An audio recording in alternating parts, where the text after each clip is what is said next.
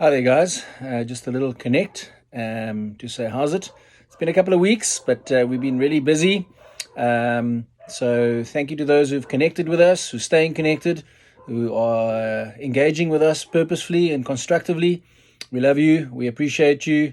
It's our privilege to be continually serving you. And that's the reason why we're there from a wise counsel and accountability perspective. Just a couple of things from my side today. I think quite an alarming expose on carte blanche last night. For those of you who watched that, again, we see this kind of thing happen all the time, especially when markets have been tough and returns have been difficult to come by in the last 5, 6 years. People are out hunting for improved returns, especially when their retirement plan was left quite late and they've ended up with not enough income to support their lifestyle, and they go out hunting for opportunities that yield an unrealistic return. So in this particular case, this was a scenario with a trader that lured investors into a Bitcoin scheme. And unfortunately, it was a typical Ponzi scheme that has collapsed after a couple of years or so.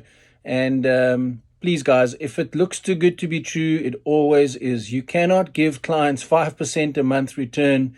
That is not realistic. Even 20% or anything above 15% per annum at the moment is exceptionally tough. And it's not realistic. So please be careful.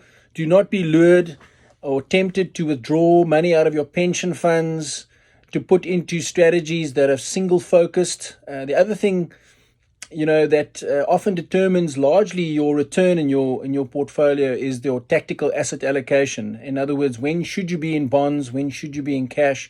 When should you be in what type of bond? When should you be in property?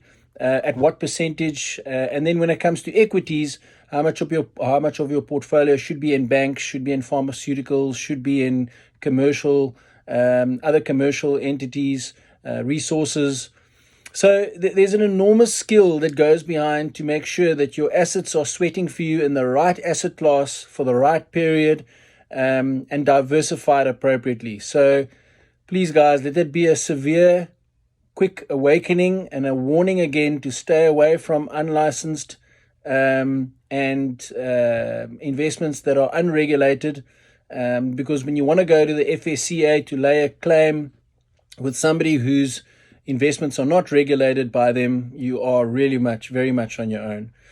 So otherwise, I hope you're good and you're looking after yourselves and your family and staying warm and washing those hands and sneezing into elbows. I don't prefer doing the elbow thing, although I do get tempted into from time to time because people sneeze into their elbows. So just be careful of that. I'd rather do a toe tap or a foot tap or a dab or something. Otherwise, the other thing that I just wanted to mention very briefly from an estate planning perspective for our families that have got trusts, please make sure your trust tax compliance is up to date. You don't have to have audited financials, but have a set of books done. Make sure your tax returns are filed timeously.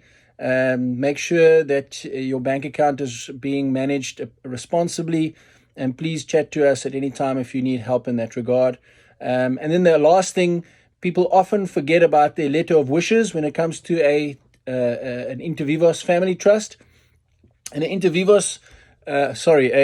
letter of wishes for an Inter Vivos trust is really a guidance note of the wealth philosophy for that particular family. Why have they acquired the wealth? What is their philosophy and their framework for why they have acquired the assets that they have in the family trust? And it's really a guidance note to help the trustees that remain to be able to apply their minds and to obviously manage the assets responsibly and in line with those wishes. It's not something that is a formal directive that would force the trustees to necessarily act on the letter of wishes in any particular way, but it does really guide them to understand the philosophy and their definition of what wealth means and the various dynamics between the various parts of the family in the structure, so that it helps them to navigate those relationships, the decisions, the risk management, the investment strategy, the tax planning, the estate planning that goes hand in hand with that entire structure.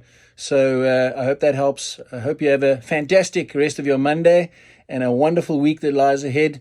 And let's focus on getting out of this economic winter by scrumming together constructively and supporting each other and helping each other through this. And until we chat again or see each other face to face, God bless and take care.